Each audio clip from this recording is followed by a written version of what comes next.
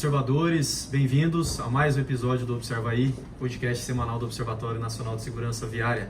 Eu sou Rodrigo Ribeiro, Head de Comunicação e Marketing aqui do Observatório. Eu sou Paulo Guimarães, CEO do Observatório.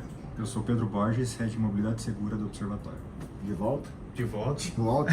Sentiram falta? Onde estava o Pedro? Está em Santos, Fazendo o quê? Congresso da Ampet, 37ª versão. E você não veio semana passada, eu dei 2 dicas, viu? Já te falou que você tem que dar 2 curiosidades hoje? Não vai rolar. Não. Vai pesquisando aí. Fiquei sabendo agora, só. Me falaram que você estava na praia, Pedro, verdade? Tava pertinho da praia. O que rolou lá, Pedro? O congresso foi muito bom, eu já tinha falado sobre o que a gente ia apresentar lá umas semanas atrás. Só que eu acho que foi uma experiência bem positiva para o Observatório e para toda a rede de pesquisadores e estagiários, todo mundo aí que é da rede do Observatório. Para quem tem mais curiosidade sobre o que a gente falou lá, os trabalhos que a gente apresentou, está saindo boas notícias agora no site, então nsv.org.br. Eu acho que todo dia está saindo alguma diferente lá com conteúdo. E quando o Congresso lançar os anais de pesquisa, onde vai ter os artigos de forma completa, a gente também vai divulgar lá na nossa página de publicações acadêmicas. Ah, legal. Então, o pessoal que quiser acessar, entender o conteúdo, aí a gente consegue, assim que publicar nos anais do Congresso, A gente coloca tudo lá. show de bola. O que a gente tem hoje basicamente no site é um resumo de cada trabalho Aham. e depois a gente já com os resultados, a pessoa Vai consegue ter. analisar melhor. ver Geralmente números. demora 15 dias, 20 dias, então não vai demorar tanto pra gente ter o completo lá no site. Legal. Temos uma nova versão do livro publicada também, né? Sim. Antes Segurança Viária, agora Segurança no Trânsito, atualizada aí, né? A última versão era de 2012, agora temos uma versão atualizada. Também tivemos o lançamento do livro lá, foi bem positivo, bastante gente compareceu. E também outro material que está no site do Observatório, então, para todo mundo conseguir consultar. Esse já está. Já está lá. É a Bíblia, Paulo. A Bíblia da Segurança no Trânsito. Sim. Antes era Segurança Viária. Então tá bom. E Paulo, e agora, próximo domingo, dia 19, teremos mais um dia em memória às vítimas de trânsito. O dia 19, ele é uma data variável, ela sempre acontece no terceiro domingo de novembro. E essa data ela começou a ser... Eu não gosto de usar o termo comemorada, né? Comemorada Acho que não é adequado para essa data. Mas lembrada. Lembrada. Né? É um dia de memória às vítimas. Começou lá na verdade, em 1993, estou pegando aqui minha cola, por uma entidade, né? E eu acho que a primeira coisa que eu queria chamar a atenção é a participação das entidades sociais, né? Maio Amarelo, o Dia Mundial em Memória às Vítimas e várias outras datas que são significativas para o tema foram propostas e iniciadas por organizações da sociedade civil. Então, o primeiro ponto que eu ia chamar a atenção, e começou com uma entidade chamada Road Peace, né, que é a Paz nas Estradas, que é uma instituição de caridade para vítimas de acidentes rodoviários do Reino Unido. Então ela trabalhava muito com essa questão do apoio às vítimas, às vezes não necessariamente a vítima é fatal, né? A gente tem muita gente que fica sequelada. Muita gente, né? Muita gente, né? A estimativa que a gente tem, depois eu vou perguntar dados para o Pedro, e aí a gente sempre fala estimativa, né, Pedro? Porque o número real a gente nunca vai saber exatamente, mas 500 mil de pessoas no Brasil ficam com algum tipo de sequela permanente todos os anos. E essa entidade ajudava essas pessoas, tanto na reinserção, às vezes na reabilitação, e aí ela começou em 93 a promover essa data em memória às vítimas. Em 95, a Assembleia Geral da Federação Europeia de Vítimas de Trânsito, que também é uma reunião de entidades, vamos dizer assim, começou a apoiar, né, e adotando isso em 95, e depois em 98 ela começou a expandir para outros países. Então um caminho muito parecido com o que a gente tem com o movimento Maio Amarelo. Finalmente em 2003 a Organização Mundial de Saúde acrescentou o apoio, então começou lá em 93, mas em 2003 a OMS acrescentou o apoio, e em 2005 a Assembleia Geral das Nações Unidas declarou que o apoio da ONU definitivamente para essa causa. Então de lá para cá isso vem sendo cada vez mais estimulado, a gente faz algumas ações, basicamente, e assim, tem uma discussão que a gente faz, eu e o Ramalho, a gente teve na reunião que teve na ONU sobre segurança viária, e até a gente depois podia resgatar a nossa fala lá. O Ramalho fez um discurso lá na ONU, e uma das coisas que a gente provocou, assim, por que a ONU não apoia o movimento Maio Amarelo, né? Que já está tão abrangente, né? Está tão disseminado, tão consolidado. E uma das respostas que a gente tem, a gente oficiou isso, a gente falou, mandou ofício, mas não teve resposta, né? A gente cobrou algumas vezes, mas não teve resposta. Uma das coisas que a gente acha é que já tem outros movimentos que já são apoiados e talvez a ONU queira priorizar isso, enfim. Mas isso, de qualquer forma, a gente apoia, é uma data importante. E a gente deve, além da divulgação das peças, né, e é muito engraçado, hoje, como é que você apoia o movimento do Dia Mundial? Tem um site, que é o World Day of Remembrance for Road Traffic Victims, que é um site de uma organização que agora hoje organiza esse movimento, assim, exatamente como era o Maio Amarelo. E há coisa de 2, 3 anos atrás, eles começaram a proporcionar a disseminação desse apoio, divulgando peças, né, de cards para rede social e tal, com um espaço para você colocar a sua logomarca. Exatamente como o Maio Amarelo faz há 10 anos. Então é difícil a gente não achar que houve algum tipo de inspiração, né, da ONU no movimento Maio Amarelo. Mas enfim, sigamos. E aí, para marcar essa data, a gente não vai fazer exatamente na data, mas vai fazer um pouquinho mais para frente, que é um webinar, né, Pedro, sobre sobre a lei seca. Sobre a lei seca, é o tema principal. A gente fez 10 anos de lei seca agora recentemente, e aí a gente tem observadores 15 certificados. anos, né? 15 anos? 2008 a primeira? Então foi 15 anos, 15 anos, verdade. Então a gente deve fazer esse webinar com observadores certificados, que são especialistas no tema, né? O observador Arthur Magalhães, que ele é do DETRAN do Distrito Federal, ele vai apresentar um capítulo do livro dele, que é a evolução dos meios de comprovação da alcoolemia e a modificação do comportamento. Então tem a ver com a lei seca, tem a ver com essa questão do comportamento que alguns condutores têm de conduzir seus veículos sob efeito de álcool. E vai ser no dia 27 de novembro, às 10 da manhã. 27 de novembro, 10 da manhã, todos convidados. Todos convidados. Em breve a gente já... Tá virando aí meio que um padrão, a última segunda do mês, o webinar do Observatório. Do Observatório, bom, sempre Pedrão conduzindo aí. Pedrão, host. É o host dos webinars. E depois a gente divulga, hoje ainda, ou até amanhã, sexta-feira, a gente já deve fazer essa divulgação, disparar aí para todos os nossos contatos. Fiquem ligados aí nas nossas redes também. E, Paulo, entrando um pouco também aqui na agenda do Observatório, nós tivemos aí algumas boas notícias relacionadas aí a Ribeirão Preto essa semana. Nossa, Ribeirão Preto virou a bola da vez agora. A bola da vez da semana. Por quê? O que está acontecendo em Ribeirão Preto? São três grandes ações, três grandes acontecimentos. Primeiro que Ribeirão Preto, até para as pessoas saberem, Ribeirão Preto hoje, ela tem uma empresa que faz a gestão de trânsito e transporte lá, que acho que até mudou o nome recentemente. RP Mob. RP Mob, antes chamava Transerp. Eles mudaram para RP Mob, e o diretor da RP Mob é um observador certificado.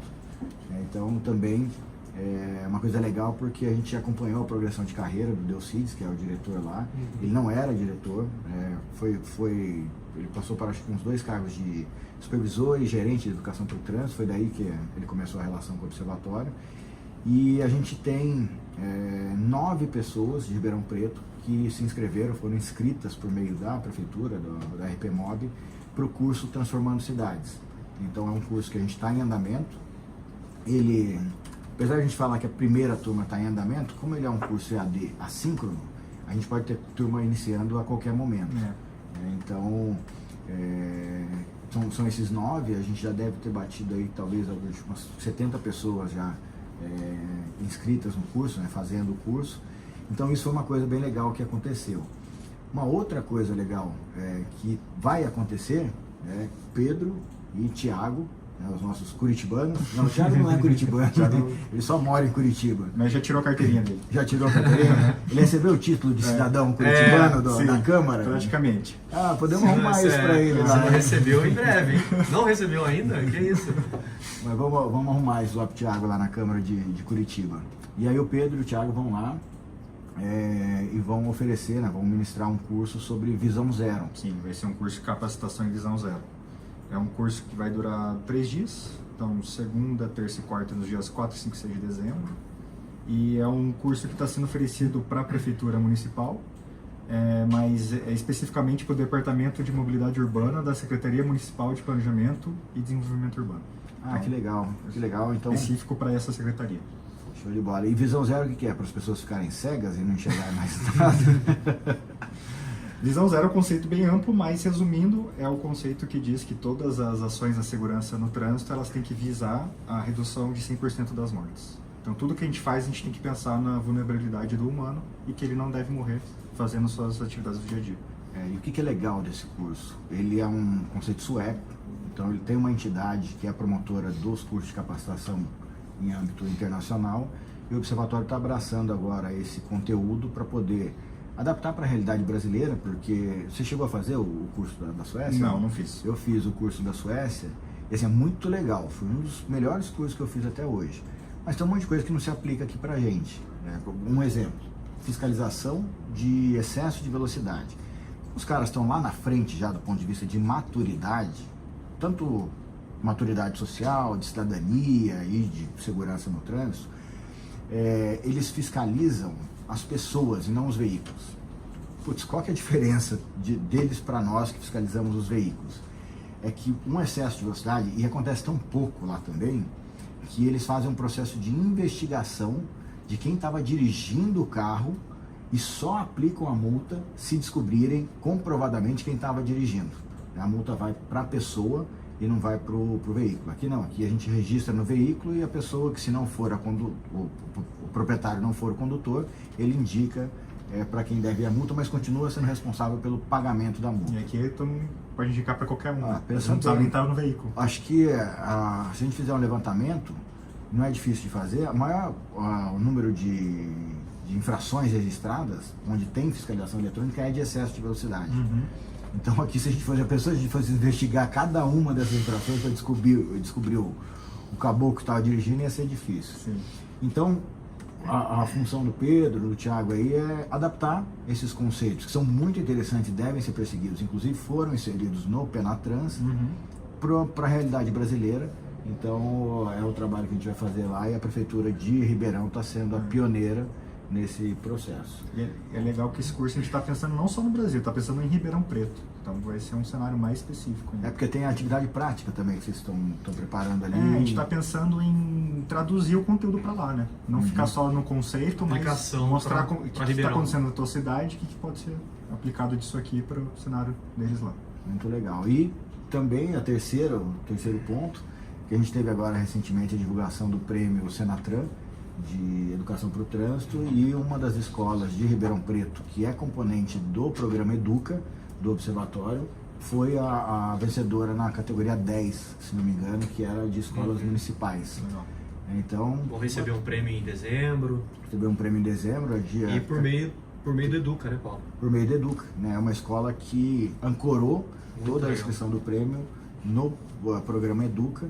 Então acho que é dia 13 e 14, acho que a premiação é dia 13 ou 14 de dezembro, que a gente tem nas mesmas datas, 13 e 14, lá acontecendo em Brasília, reunião da Câmara Temática da CTPenat, que cuida do Penatrans, o relançamento do Rodovida, que é aquele programa da Polícia Rodoviária Federal, e a premiação da Senatran.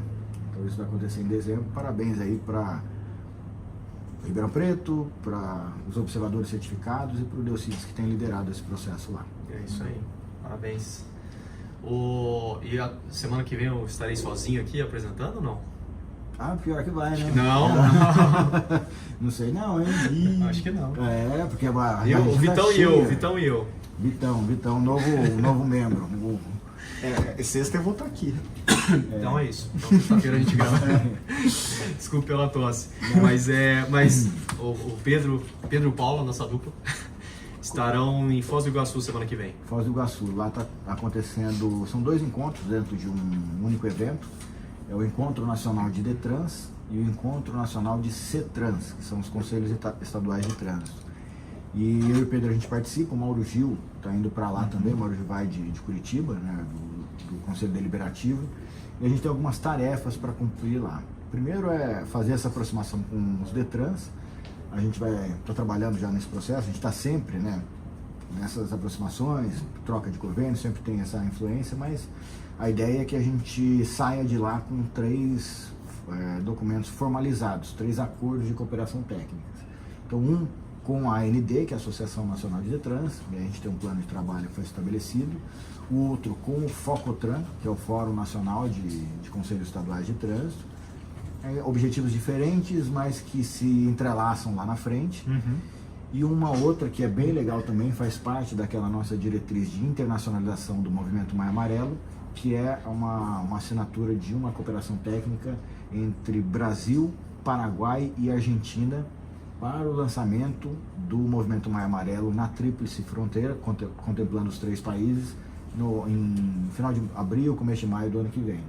Então a gente está indo com essas missões. Eu volto um pouquinho antes, o evento vai até dia 23, o Pedro fica lá até no dia 23, mas eu volto no dia 22, porque dia 23 a gente tem a nossa reunião, a última do ano, do Conselho de Mantenedores do Observatório, que vai ser uma reunião bem legal também, onde a gente presta as contas sobre o que a gente fez nesse ano, fala e divulga o que a gente vai fazer o ano que vem.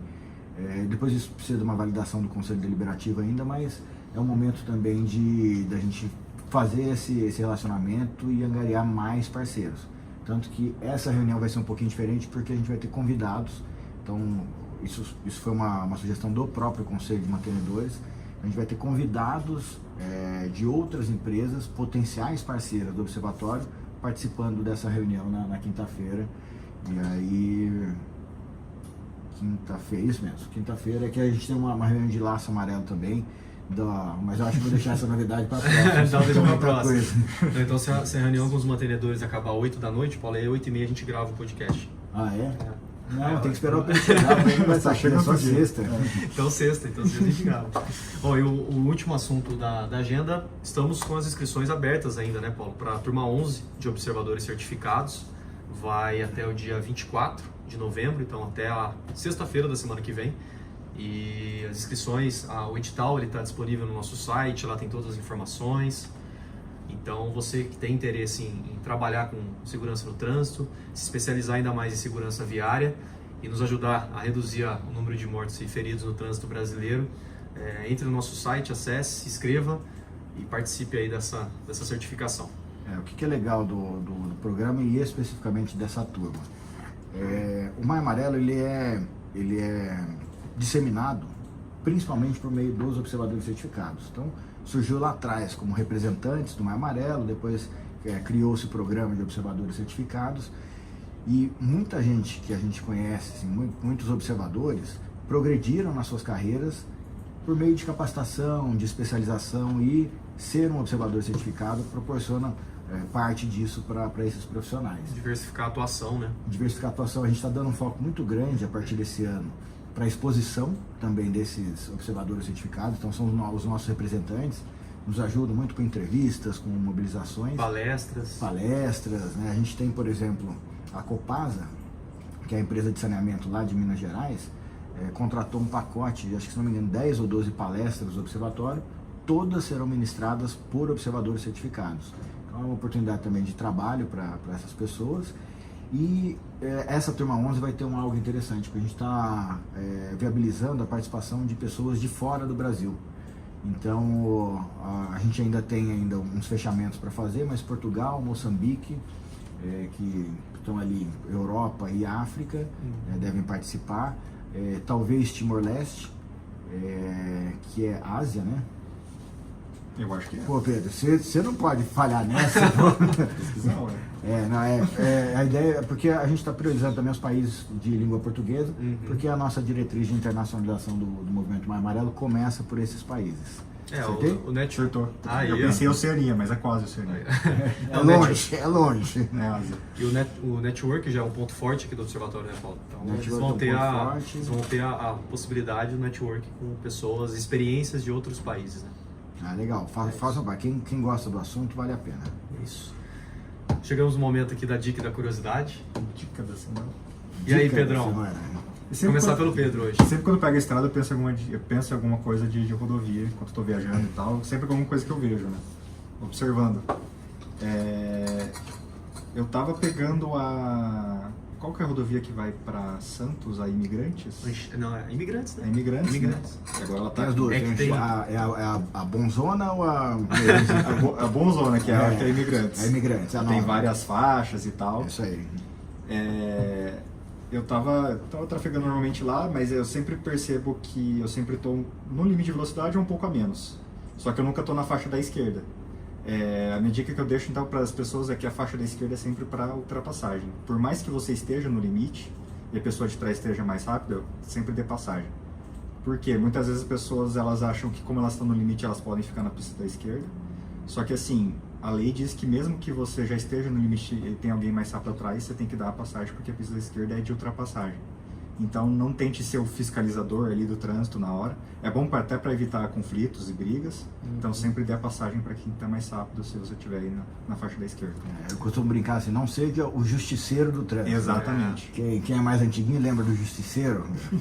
E esse é um problema mesmo. A faixa da esquerda ela é para ultrapassagem. E muita gente, o limite da via é 100, lá acho que está 100 ou 110. Quando eu cheguei na parte da serra já estava 80, mas um pouco antes é 110. E aí você tá ali a 110 na faixa da esquerda e vem um cara acima da velocidade de velocidade e fala, não, eu tô na velocidade certa, ele que tá errado. Não, sai fora, evita conflito. Deixa o cara passar. Eu acho até que a gente já falou alguma coisa sobre isso aqui, ou eu ouvi em algum lugar, que se eu estiver no limite e um carro atrás, se eu não deixar ele passar, eu levo multa. Acho que a gente já falou, não sei se a gente já falou sobre porque isso. a faixa da esquerda, ela é uma faixa de ultrapassagem. Sim. Uhum. Então, você tá andando ali, a 110, tem um carro a 80 na sua frente, você sai, ultrapassa e ele continua. Uhum. Essa O conceito da faixa da esquerda. Beleza. E a curiosidade, Paulo? Curiosidade, qual o valor do pedágio Bom. lá para descer? Não, eu tô falando porque minha mãe morou em Santos, o pedágio é caro. E aí por que eu brinquei? É que eu sempre vejo o total da rota. Aham. Eu percebi que era mais caro do que ir só para São Paulo, mas a quantidade exata eu não lembro. Porque o que acontece? A Anchieta Imigrantes, quem não conhece, a Anchieta é a via antiga e é uma pista simples, aquela Anchieta era mão dupla antigamente, era um baita de um problema, o pessoal descer pro litoral e tal, até o porto e tal, e aí foi feita a Imigrantes, que é uma rodovia, vou falar paralela, não é bem paralela, mas é uma rodovia moderna, um monte acho que o pavimento é tudo concreto lá. Maioria sim. A maior parte do pavimento rígido, sobre pilotis, pouco impacto ambiental. Então, um monte de túnel. É uma rodovia moderna. E aí eu estou sacaneando com relação ao valor do pedágio, que é um pedágio caro. E eles têm lá eles operam, a operação dessa rodovia é conhecido como Sistema Anchieta Imigrantes. Porque dependendo das datas, feriado, carnaval, uma sobe, uma desce, as duas desce, então eles usam esse sistema. E aí eu lembro minha mãe parar e bater boca no pedágio, porque ela estava indo pela Anchieta, mas o valor do pedágio é do sistema. Do sistema inteiro. E ela pagando o pedágio da Imigrante. Ela ficou brava lá com o cara do pedágio, que não tem nada a ver com isso. Minha mãe é fogo. Aqueles momentos que a gente passa vergonha, né? Passa vergonha. Com a mãe. Não, mãe. Passa não, mãe. Brincadeira, beijo, mãe. Ó, curiosidade. Tem algumas aqui, eu fiz um pupurri de curiosidades. Compilado de curiosidades. Compilado. Que são curiosidades. É o combo. Coisa bem curiosa mesmo, sobre leis de trânsito diferentes, né? Ou curiosas ao redor do mundo. Então, por exemplo, na Arábia Saudita, até 2017, mulher não podia dirigir. Cara, 2017 foi ontem, né? Olha só que mundo, né? Então eu achei essa muito curiosa. E uma outra curiosa em Singapura, né? Isso não funciona nunca aqui no Brasil. Se você tiver um pedestre atravessando a via e você parar para esse pedestre atravessar a menos de 50 metros dele, você toma multa. Né? Pô, 50 metros é um poste e meio, quase dois postes. É longe, tá longe. Nunca ia funcionar aqui. Tem uma outra aqui, que essa aqui eu tô desconfiado, porque essa aqui eu nunca tinha ouvido falar, mas sabia que na Espanha, em dia que tá sol, se você não tiver de óculos escuros, você pode tomar multa? Que isso? É esquisito, né? É esquisito. Essa vai de encontro daquela que não estiver funcionando o para-brisa aqui no Brasil, você leva multa também. Umas coisas que ninguém sabe, é a cabeça de bacalhau da legislação lá. E uma outra que é interessante também, na Dinamarca, você é obrigado, você aprende isso na autoescola, a verificar todos os requisitos de segurança do veículo antes de colocar ele em funcionamento e sair andando, né? Até então, nada de novidade, mas o que é de diferente aqui? Qual que é a curiosidade? É que está listado lá que você precisa olhar freio, buzina, direção, farol e ver se não tem ninguém embaixo do carro. Está lá escrito lá. Isso é onde? Isso é na Dinamarca. Será que é frio e a pessoa se dorme, morador de será isso? Quando eu tava na Federal, eu sempre via tinha sei, cachorro embaixo do carro. Eles dormiam embaixo do carro. Pode ser gato, sei lá. Pode ser, animal, né? Pessoa. Na Rússia e na Romênia, né, eles têm uma lei aqui que é parecida, que se você tiver com o veículo sujo, você pode tomar multa. E aí o seguinte... Não, seu, não. Não, e aí eu te pergunto, Pedro, o que é um veículo sujo? Pois Porque é. só do Qual que você que é o falou, nível de o seu pra você não tá, né? Não, o do Pedro é limpo. Então, Agora tá, porque... esse é um problema, Estrada. porque quem define se o veículo tá sujo ou não é o guarda, né? Então isso dá margem, isso é o que a gente não quer, é esse tipo de margem. Outra curiosa aqui, ó, na Grécia, se você estacionar em local proibido, o policial vai lá, faz a multa, arranca a placa do seu carro e leva, e aí você tem que ir lá para pagar a multa e pegar a placa, pagar o resgate da placa. E para finalizar, deixa eu ver aqui, tem uma interessante aqui no Alabama, né? Os Estados Unidos também, os Estados Unidos tem um monte de lei diferente em cada lugar, mas você não pode dirigir com os olhos vendados. Que bom, isso é importante. E não pode jogar melecas pela janela, tatu de nariz. Justo. Então, não precisava nem ter lei para isso, né? Mas, deixa eu ver uma última aqui. No Kentucky, os cachorros estão proibidos de molestar os carros. Sabe aquele cachorro que corre do carro? Isso é proibido. Os motociclistas não sofrem lá, então. Eu não sei o que acontece com o cachorro se ele sair correndo atrás do carro lá no Kentucky. Como é que vai fazer, né? Mas é isso aí. Então, um pouquinho de curiosidade. O estado inimigo do animal. Estado inimigo do animal. Não deixa o cachorro correr atrás da roda, pô. É isso? É isso. Muito bom. Várias curiosidades aí numa só. Várias curiosidades. Hoje foi um combo. Um combo de curiosidades. Legal. Bom, então, algo mais, Paulo? Acho que não, acho que a gente encerra bem, a agenda tá cheia, né? Bastante coisa no final de ano, né, Pedro? Acho que a gente fim de ano agitado. Viajando toda semana. E praia mesmo a gente não vai conseguir pegar, apesar dos 40 graus. Não, mas 10 minutinhos aqui na rua longe, aqui, né? Você já dá uma bronzeada, Paulo. Isso é bom. Então tá bom, encerramos mais um episódio, 31º, hoje com o Pedro. De volta, Pedro de volta. Bom, gostaria de agradecer a toda a nossa rede. Ô Pedro, você faltou uma vez só, eu já faltei várias. Esse cara ficou me sacaneando aqui no passado, hein? Pô, eu preciso faltar uma vez aqui também. Não, então... você faltar no episódio. Imagina. Bom, eu gostaria de agradecer a toda a nossa rede, né? Os mantenedores sociais do Observatório, a Braciclo, a Fávia, CNT CS Senat ITL, a Gol Plus, a Gringo, a iFood, Ipiranga, Mobilidade Estadão, Raizen, Uber, Veloy e Vibra, aos 536 observadores e observadores certificados, a todas as empresas, prefeituras e entidades Laço Amarelo, as que aderiram ao Educa e a todas as instituições que mantêm cooperações técnicas aqui com o Observatório. Valeu, pessoal, até o próximo episódio. Falou, pessoal, até a próxima. Tchau, galera, até o próximo.